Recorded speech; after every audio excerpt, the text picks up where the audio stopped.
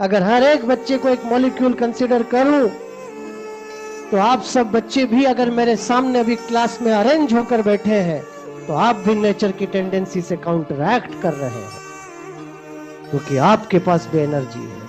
आपको भी भागना चाहिए, दौड़ना चाहिए, खेलना चाहिए, कूदना चाहिए। लेकिन आप अगर मेरे सामने इस तरह से अरेंज होकर बैठे हैं तो आप भी नेचर की टेंडेंसी से काउंटरैक्ट कर रहे हैं। लेकिन इस बात में हर एक बच्चा कामयाब नहीं हो पा रहा। 100% कामयाब होगा ये तो नहीं कह सकते, लेकिन थोड़ा सा भी अगर कामयाब होना सीख गया तो कंसंट्रेट होना सीख जाएगा। नेचर की टेंडेंसी को कैसे काउंटरैक्ट करते हैं अगर ये सीख गया तो कंसंट्रेट होना सीख जाएगा।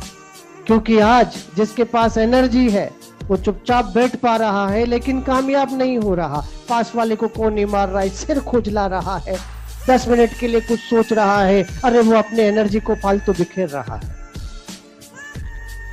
हमने सुबह खाया, रात को फिर खाना पड़ता है। इसका मतलब सुबह खाया था वो एनर्जी कहीं ना कहीं गई है। अरे समझदारी से सोचो रे बेटा, अब हम समझदार हो चुके हैं। जो एनर्जी हमारे पास आई है उसका जाना पक्का है, कंफर्म है, जाके रहेगी। हम तो इतने समझदार हैं कि अब डिसाइड कर सकते हैं कि उसे जाना कहां चाहिए।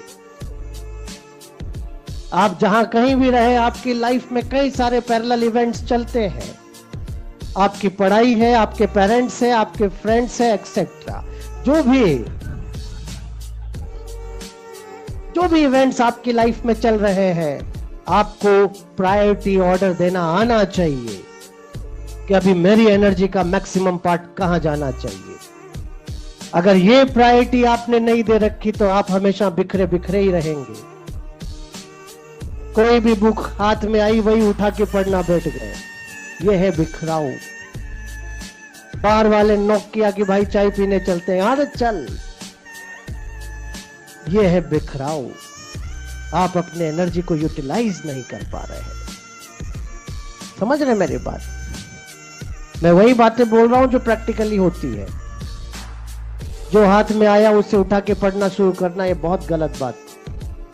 इसका मतलब आप अपने एनर्जी को मैनेज ही नहीं कर पा रहे कि प्रॉपर एनर्जी कहां जाना चाहिए। बेटा, मेडिटेशन, योगा जो भी होते हैं उसमें कहते नहीं है, सिखाते यही है। ऑर्गेनिज्म को अपने एनर्जी पे कंट्रोल करना आना चाहिए। छोटों के दिल की गहराई तक बात पहुंची है। आना चाहिए कि अपने एनर्जी का मैक्सिमम पार्ट कहां जाए, ये जरूरी है बेटा। तो इस चीज को समझ जाओ टाइम रहते, वही बहुत इंपॉर्टेंट है हमारे लिए। आपको देखो, आपकी उम्र है खेलने की, खेलना भी जरूरी है। आपकी उम्र है मजाक करने की, वो भी जरूरी है, होना चाहिए, लेकिन बस प्रायोरिटी ऑर्डर के साथ।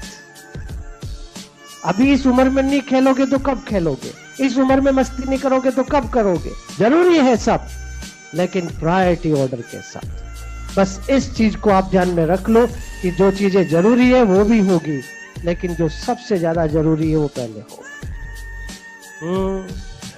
अच्छा।